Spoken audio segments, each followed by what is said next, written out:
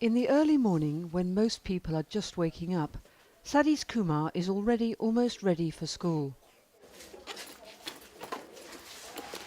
The 13-year-old only recently found his way back to classes after a 2-year break.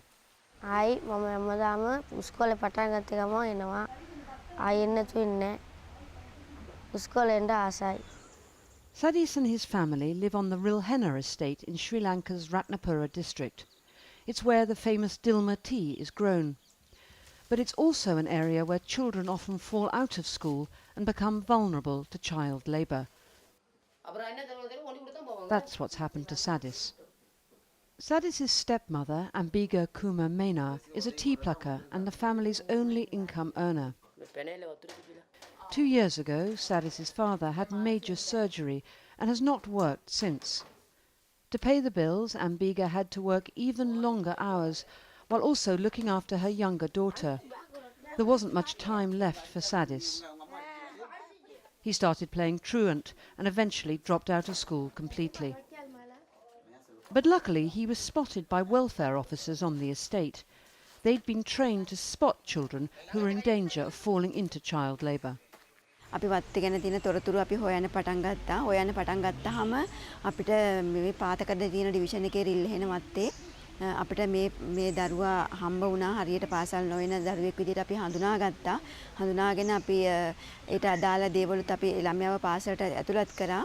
දැනට මාස දෙකකට විතර පමණ ඉස්සර වෙලා ඇතුළත් කළා අපි ළමයා ගැන හොයා බලමින් ඉන්න වෙලාවේ තමයි මේ විදිහට අපි තවත් ඉදිරියට තවත් ඒ දරුවා පාසල් යවන මට්ටමට ගන්න තමයි අපේ උත්සාහය දැනට. The training was given by specialists from the International Labour Organization's Social Protection and Child Labour Project, which is sponsored by the ILO Japan Multi-Bilateral Programme. As well as helping existing child labourers with education and healthcare, the project also focuses on prevention. For example, by supporting families and teaching better family budget management, so the children don't have to leave school to earn money.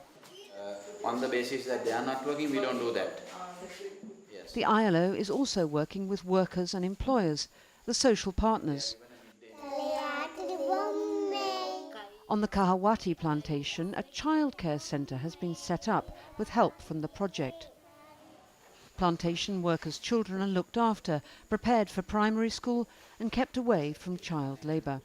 If we can bring all the partners like the private sector and the government and some other social partners together, we will be able to give them a proper education. If we can give them a proper education, definitely they are not vulnerable for the child labour. At the Pettigala estate, managed by Balangoda Plantations, Selvaraj Selvamala is sewing packaging for the tea. But that's not her only source of income. After being trained by the ILO to sew, she also has her own clothes-making business. It's enabled her to send her children to a better school in town. මේ අවුරුද්දේ සිට මේ හිඳලා යන්න එන්න මේ දුර නිසා ළමයින්ගේ අපහසුතාවය නිසා මම නගරයට ගියා. දෙනුත් ඒ හිඳලා මේ එන ඕඩර්ස් ටික මම ගෙදර සුයන් රැකියාව විසින් කරනවා. ඒ වගේ මම වගේම ගොඩාක් මේ වත්තේ ළමයින්ට මේ ප්‍රයෝජනය ගන්න අපිට උදව් කරන්න ඕනි කියලාත් මම ඉල්ලනවා. We are trying to make the household management of their cash, teach them through the ILO is now starting the program. We are trying to generate more income to the family so that, with the greater family income that is coming in, the family need not send their children out of the plantation to go and not know subsequently what happened with their children and, with the social problem. So that part is also being covered with the new program it's a program we have just started with the ILO.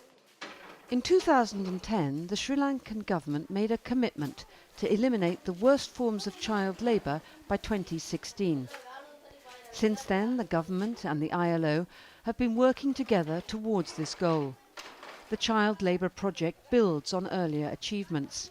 Its success so far has boosted confidence that the government will reach its 2016 goal. So we took, with the ILO support, the new initiatives what we call child labor free zones. It means that we mainstreamed or integrated the child labor concerns into the district or sectoral development plan.